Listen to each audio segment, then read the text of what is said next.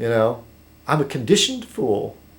And so I said, conditioned fool? What, air conditioned? Who is to blame? What? Are they going to blame me? Little Citizen Kong has that much influence over world events?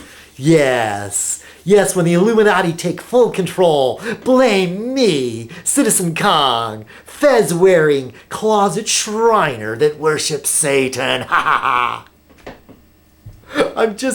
I'm so fed up. I'm so fed up with all this, like, diverting from the important issues of get the Republicans out of office. Get Bush out of office. Don't let McCain win. That's what we need to do. Once Obama's in office, then let's go back to talking about 9/11 and inside jobs and conspiracy stuff. In fact, I would love it if they arrested Bush and Cheney and Rumsfeld and threw them in prison. I would so love it. You know, let's stick to something that's doable instead of shutting down the whole planet. You know how hard it is to get people to strike? And yet you're talking about getting the whole planet to go on strike for a whole week? I told you, if you can get them to talk about it on the news, I'm in there. I've got lots of canned food and bottled water. I mean, I'm ready. I could probably sit here for a week. I'm going to have to go out and buy some booze first. But, and cigarettes. Yeah, if some of you know, I smoke, but I smoke off camera. A couple of times I smoke. I don't smoke a lot. I smoke like maybe 3 cigarettes a day. Hopefully someday I'll completely quit. Cigarettes do nothing for me really anymore. Cheers. But it's hard not to have a few drinks and not want a cigarette later. Cheers. Oh, I'm sorry to start raving about that. And that's where Aurora Kismet thought I was being a bit snarky. Because I'm getting this stuff from these people.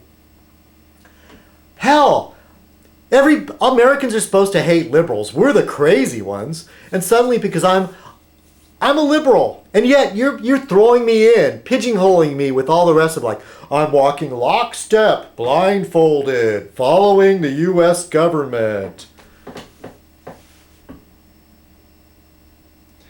I tell you, I'd like to know how many of these anarchists all came from, like, military families who grew up in the lap, who was actually fed by the government, and yet they turn out like my friend in Montana, my friend whose dad was an officer in the Navy. This guy is so anti-government, but he was raised on social medicine. His father could take him to the base hospital. He was born in a base hospital, and yet he hates government.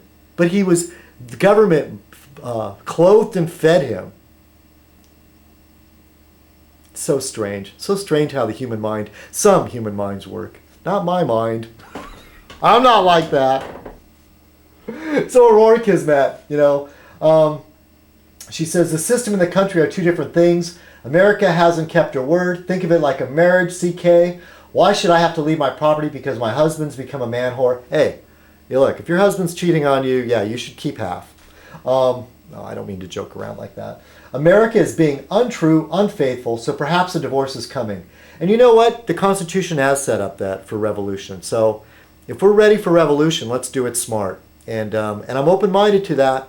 I am more sympathetic to the anarchists, the people that would almost want to change the system, but like the Beatles song, so you want a revolution, we all want to see the plan. But I really need, like the song said, I really need to know what's going to make sense and what works. And so far, from a lot of these people, what I'm hearing is not making sense. And part of it, I think, is just youthful exuberance. I am truly becoming an old man, because I used to be full of youthful exuberance and wanting to rock the boat. But that's why I was a liberal. I thought that was radical enough. It's not radical enough anymore, is it? Now you need to want to, like, overthrow the government. And she has an interesting fact here. When in the course of human events, said, did you know he wrote that due to a client's divorce case? So that's very interesting. Aurora Kismet. I wish I had a webcam. FDR my foot. I know someone who told FDR to go to hell, forcing people to give up their gold. maybe forcing people to give up their gold's not such a bad idea. That's the leftist communist in me. Who's to say I'm not radical? I've got some radical ideas. Workers of the world, unite. Thank you, pal. FDR was the P-imperialist. The guy thought U.S. was unstoppable giant. That is where U.S. imperialism actually took off. Yeah, there's probably something to that. He was horrible, my sensei. Friends' family never got back the property that FDR had stolen.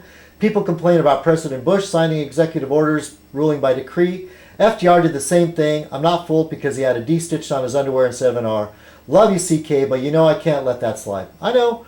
I'm still going to stick to the idea, though, that what was the alternative? Do you think Hoover could have ran things better when, come on.